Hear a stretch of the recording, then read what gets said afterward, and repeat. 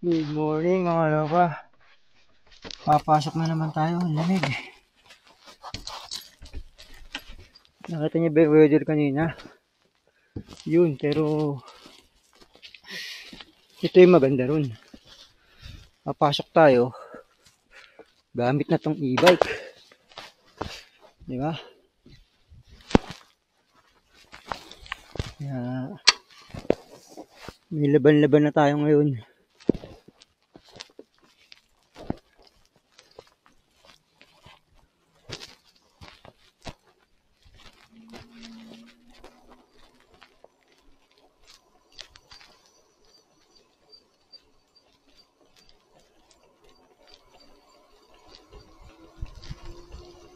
Ayos, di ba? Wala na tayong kahirap-hirap sa pagpidal mga ropa. Sobrang lamig ngayon. -13. Pero di ba? Basic lang yung takbuhan natin, oh.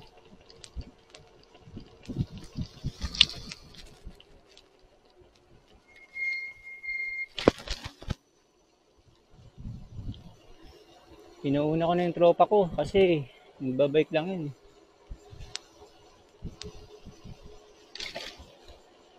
Pero dati rin ako nakabike. Eh nakatisod tayo ng e-bike. Oh, di ba? Gumaanggaan yung buhay natin kahit papaano. Pagka ganito kalamig yung pagbabike mo, napakahirap. Sobra, sa totoo lang.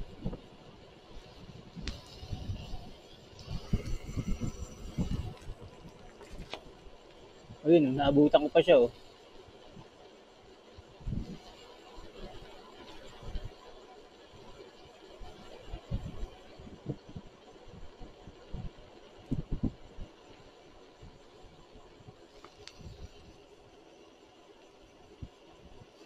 Pero dadaan muna tayo ulit sa gasolinahan. Siyempre,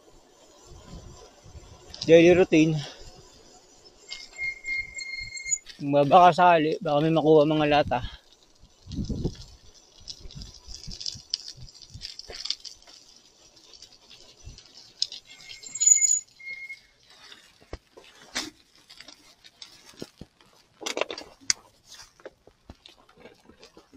Ayun na nga.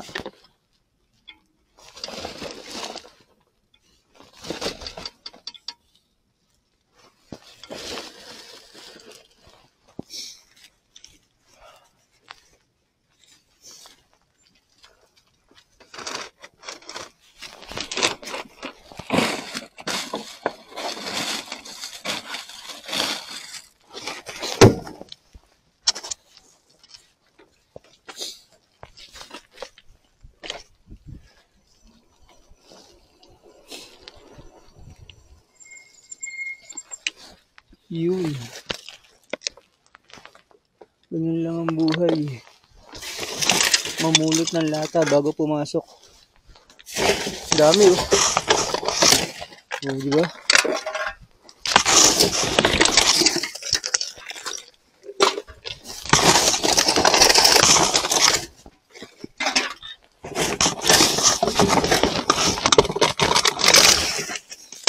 Ganito ang ano.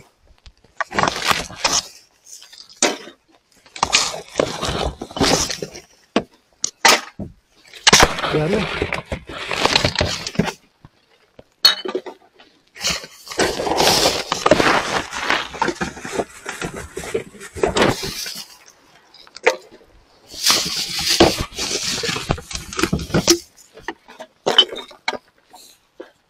Yung sinasabi ko.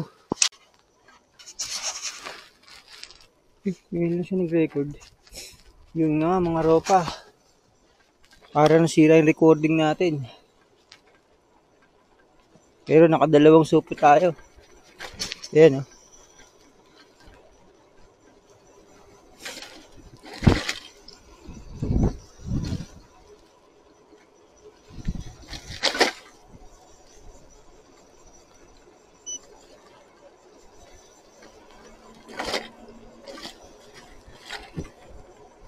Maganda tong e-bike. Mabilis.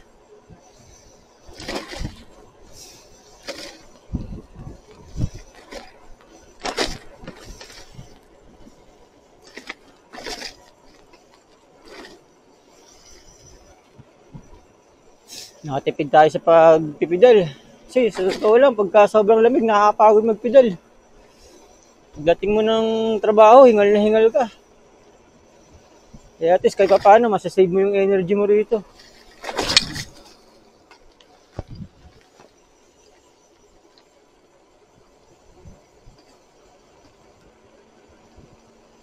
Di ba? Kaya parang hindi rin ako nagsisisi na binili ko to kasi ngayon nararamdaman ko yung diferensya.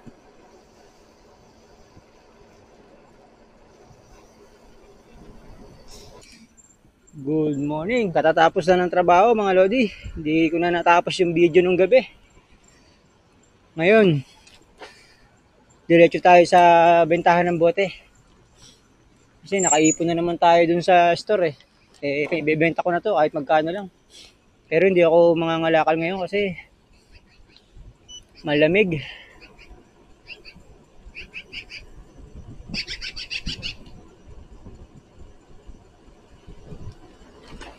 Yun na nga, iba talaga pagka naka-scooter ka mga idol, mga tropa oh.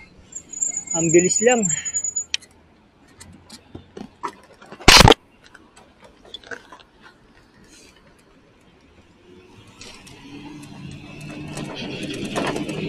Diba? Hindi tayo pagod, yun ang ano ron eh. Pero siyempre, gagamitin pa rin natin yung bisikleta ko, kaso nga lang, sa ngayon,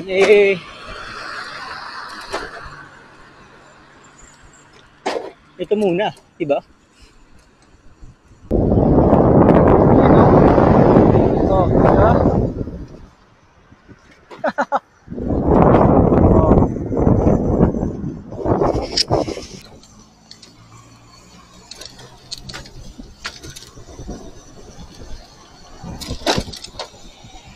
Yun. Nag-illegal tawid tayo mga idol, putya. Pasaway talaga boy. Sana lang itong e-bike na to tumagal siya kasi pero still to, mura ko lang nabili nito mga ropa. Nabili ko lang siya ng 140. Bali 147 kasama yung tax. Biruin mo yun. Napakamura niya, di ba?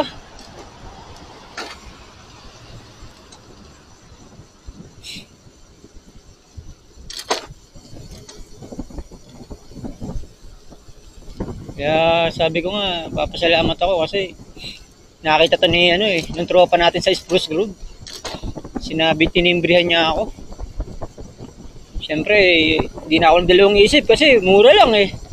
140 pag bumili ka nito sa sa mga online, nagbebentahan nito mga 300 pa, 350. Kaya pwede na rin.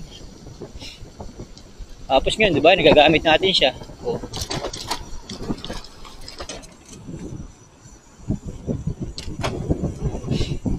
Yung ganitong weather dito,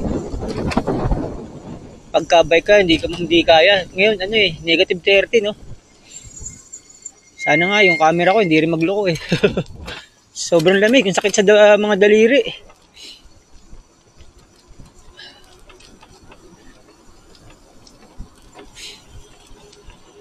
Malaking bagay itong e-bike, hindi tayo pagod. Kumbaga, uuwi ka pang hindi bilasa.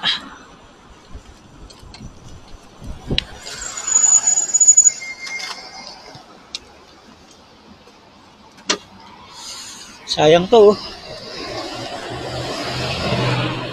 Pero dadaan naman tayo sa bentahan eh. Diba?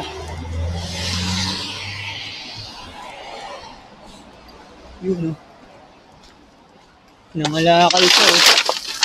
Diba?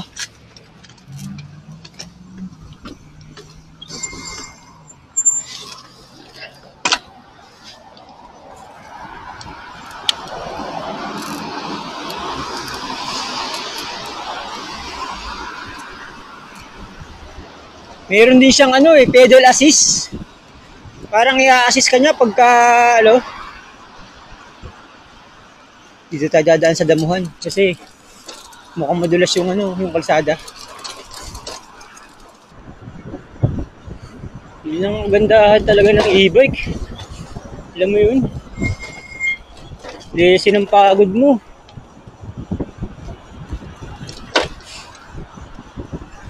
Alam nyo ba mga ropa, nung isang araw lang nung namasyal kami, nakakita ako ng mga scooter doon sa Best Buy. Naka-sale 400, 399 siya. Pero bali, basta magkano rin yung abutin ng mga ganun, di 399. No? Sabi ko, kung may pera lang ako, binili ko na to eh. Scooter yun eh. Tingnan mo, tapos after 2 days, yun na nga, ito, na-tsempo ng tropa oh. Tinanong niya ako kung gusto ko. Siyempre, 150 lang eh. Ay, 140. Di bali 150. Sabihin na natin. Eh, umuuna ako. Kasi, yung pagkakataon, no?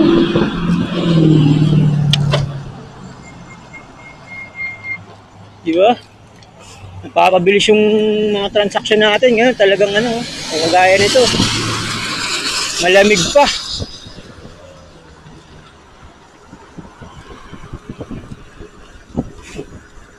Yan, malapit na tayo sa bentahan, mga ropa.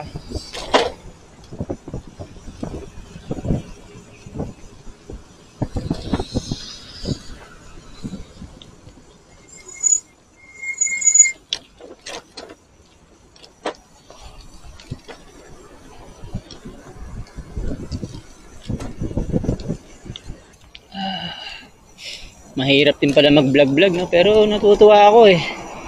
Kasi medyo natututunan ko yung pag-edit-edit. Nakakaano rin eh. Alam mo yun, para ka nag-aaral, ganun. Yun ang ko sa kanya. Ayos din, sabi ko.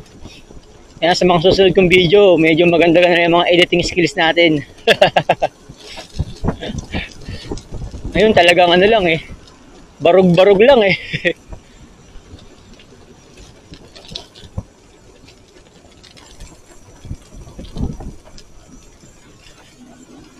Ang dulas nito.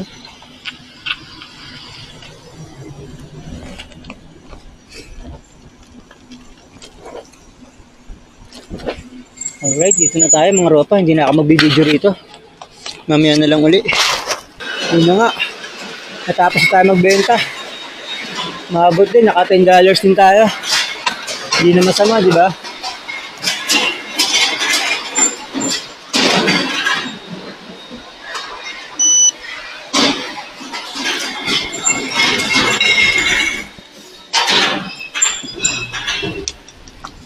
O paano?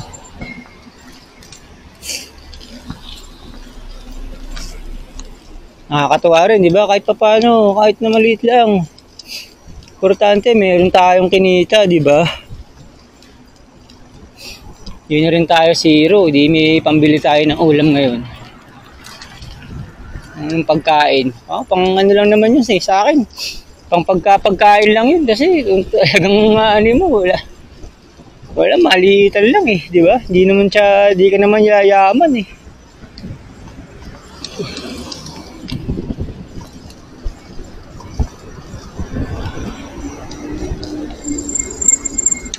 Nakakatakot yung mga kalsada ngayon eh. May mga puti-puti na ganyan. Madulas yan eh.